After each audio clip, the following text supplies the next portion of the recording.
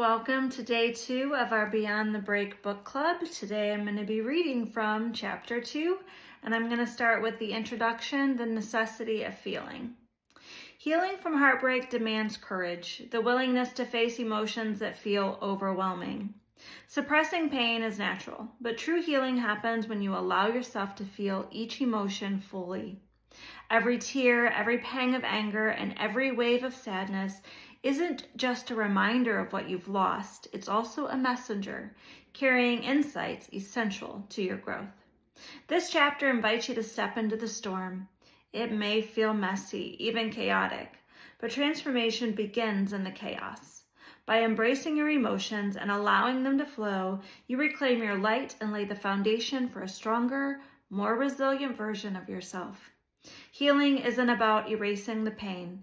It's about finding meaning within it. Embracing the storm, finding healing through feeling. Healing isn't linear. It ebbs and flows like an unpredictable tide. Nowhere is this more apparent than in the emotional chaos of heartbreak. One moment you might feel like you're holding it together. The next, a song on the radio shatters your composure, leaving you sobbing in your car. Letting your feelings flow isn't about fixing them or rushing through them. It's about making space for each emotion to rise, be acknowledged, and serve its purpose in your healing. In the early days of my breakup, I was caught off guard by the sheer intensity of my emotions. They came in waves. One moment I felt numb, unable to cry or even process what had happened. The next I was drowning in sorrow, so deep it took my breath away. Then came anger, sharp and fiery, crashing into me with a force that felt impossible to contain. Just as quickly, I would find myself longing for him, desperate to feel the warmth of his arms around me, even if only for a fleeting moment. The unrelenting tide of conflicting emotions left me gasping for air, struggling to find my footing in a sea of grief that seemed endless.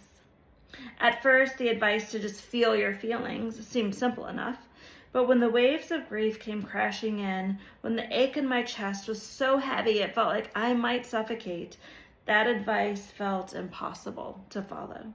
I tried to fight the feelings, telling myself it's just a feeling, it can't hurt me. But the truth was, it did hurt, deeply, and the more I resisted, the harder it became to face. There came a point where I couldn't do it alone. The weight of my emotions felt unbearable, and I needed help to manage it. For me, the temporary use of anxiety medication became a lifeline. It didn't take the pain away, but it gave me enough space to breathe, to sit with the emotions without being entirely swallowed by them. It allowed me to begin the process of healing one step at a time. If you find yourself in a similar place, I want you to know there is no shame in seeking help. Whether through medication, therapy, or another form of support, asking for help isn't a sign of weakness, it's a sign of courage.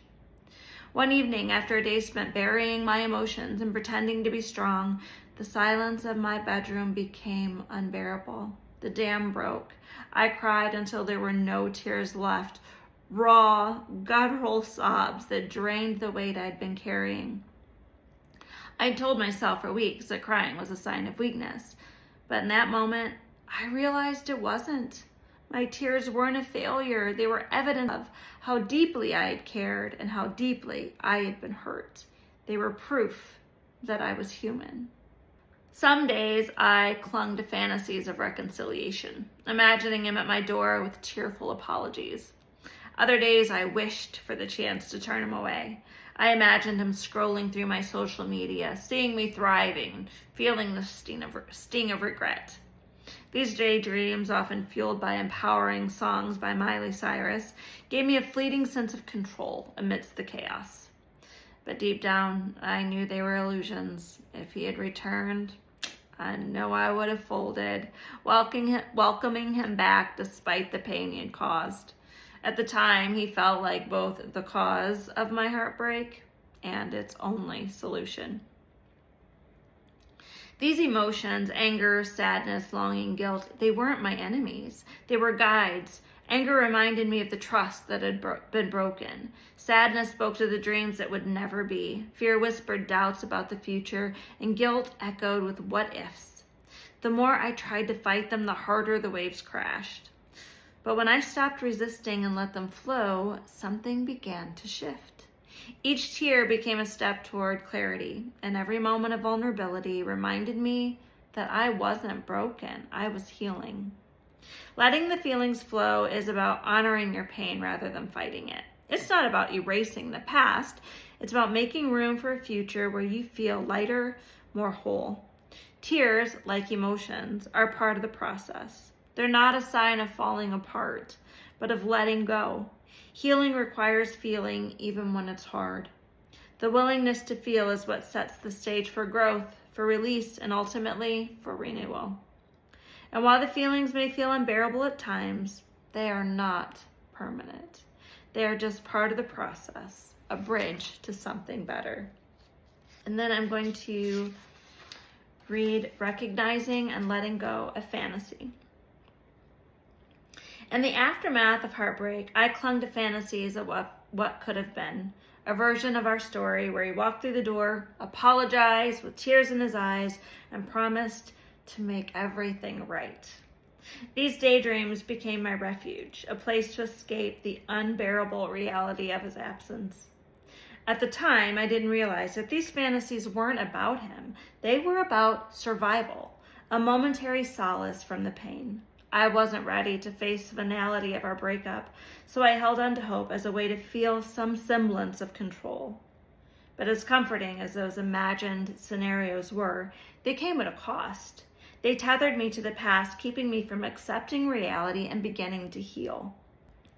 The comfort of fantasy lies in its ability to soften the edges of grief, but it's an illusion.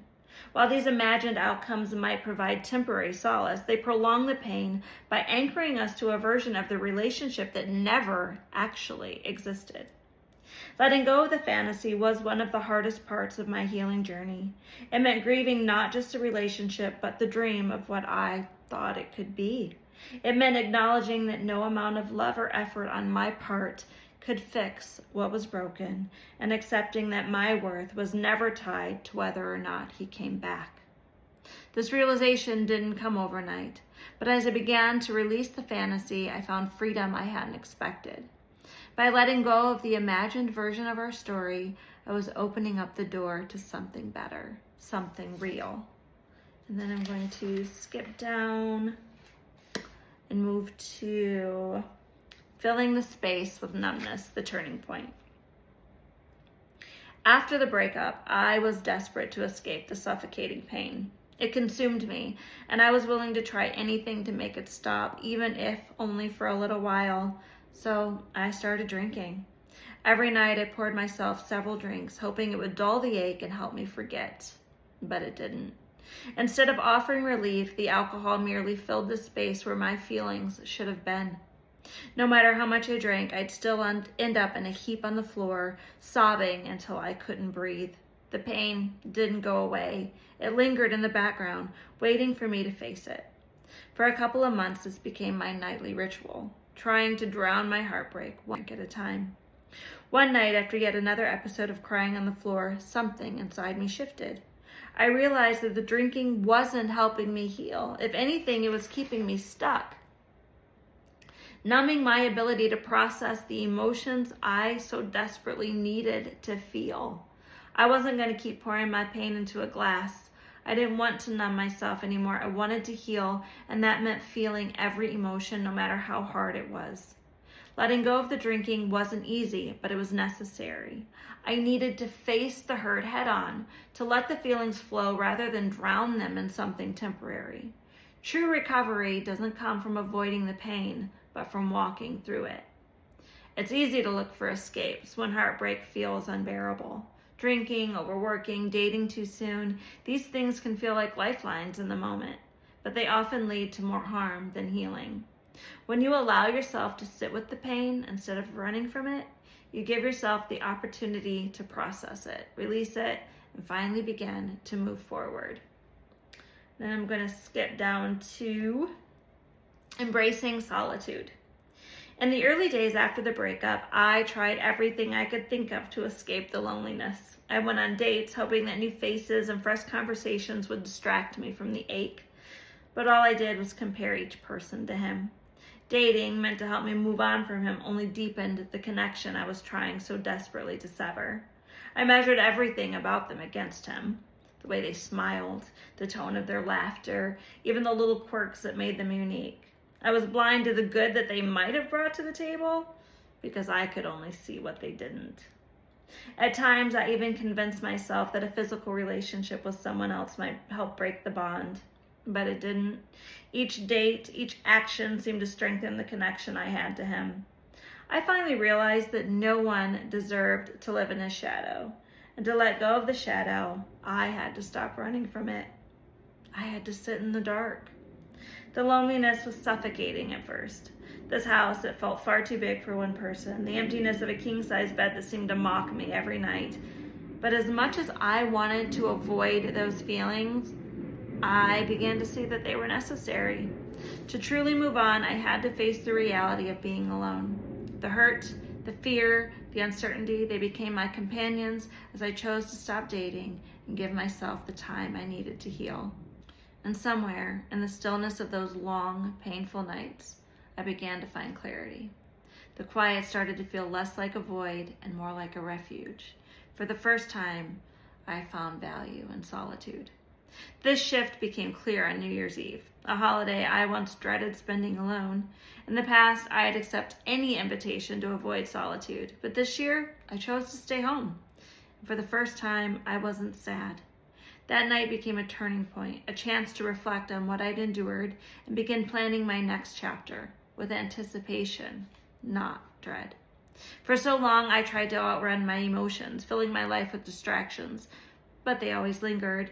When I finally stopped resisting and faced my grief, anger, and sense of abandonment, I realized they weren't there to destroy me. They were waiting to be acknowledged.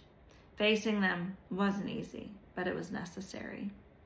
As I reflect on that New Year's Eve, I see how much energy I wasted in fighting the darkness.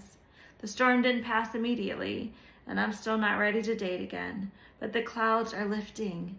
Each day as I embrace acceptance, I find a new level of peace. And then I'm going to skip all the way down to just the last little bit of the conclusion of chapter 2. This isn't the end of your story. It's the beginning of your transformation. Healing is not a straight path, but it's an inevitable one when you choose to embrace your emotions and trust in the process. You are creating a foundation for a future filled with strength, joy, and self-love. And then I'm going to leave you with this affirmation. I honor my emotions as they come, knowing they are a part of my healing. I give myself permission to feel without judgment, trusting that each feeling brings me closer to wholeness and the person that I am becoming. Thank you so much for showing up here today for our book club. And if you know anyone that's going through a heartbreak, will you share this with them? And I will see you next time. Thanks. Bye.